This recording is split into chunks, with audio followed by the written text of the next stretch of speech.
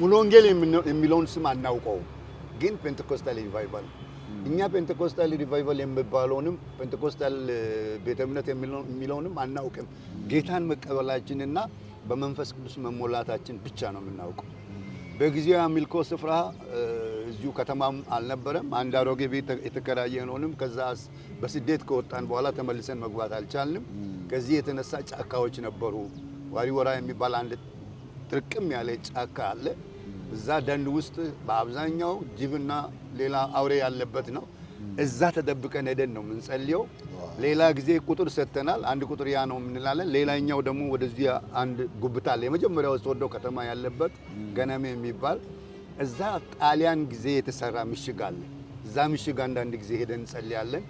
ብዙ የሚመቸን መንፈሳዊ ስርዓቶች የሚፈጸሙ ጥምቀት፣ ቅዱስ ቁርባን ምናምን መካፈል ስንፈልግ እኛ ቤት እንሄዳለን። ከዚህ ከተማ በዚህ ከተማ ውስጥ ጥቂት ወገኖች ስለነበሩ እነሱ ከኔ መለወጥ የተነሳ ጥሩ እድል አገኙ።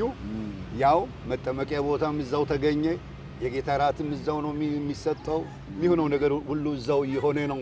ለ6 ዓመት ካገለገሉን ዋና ዋና ቦታዎች ከመጀመሪያ ቦታዎች አንዱ ያ ነው። በዚህ መሃል የሆነ አንድ ትልቅ በጣም ደስ የሚል ታሪክ ምንድነው? በዚህ በደቡብ ደረጃ አባት ናቸው። እንዲሁም እናንተ እግዚአብሔር ቢፈቅድ እሳቸውን ብታናግሩ በጣም ደስ ይለኛል። መጋቢ ተሾሜ ወርቁ የሚባሉ ሰው በመንፈስ ቅዱስ ተመርተው ከአዲስ አበባ ሙሉ ወንጌል አዲስ አበባ ሙሉ ወንጌልም ያኔ ገና ናት።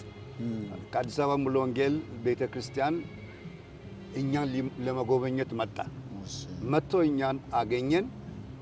አግኝቶ ሙሉ ወንጌል የሚለውን ስም ያስታወቀው እሱ ነው። የሙሉ ወንጌልን የአምልኮ ስርዓት፣ የዝማሬ ስርዓት ሁሉ ያሳየን፣ ያስተማረን፣ አቅጣጫ ያሳየን የወንጌል አባታችን እሱ ነው።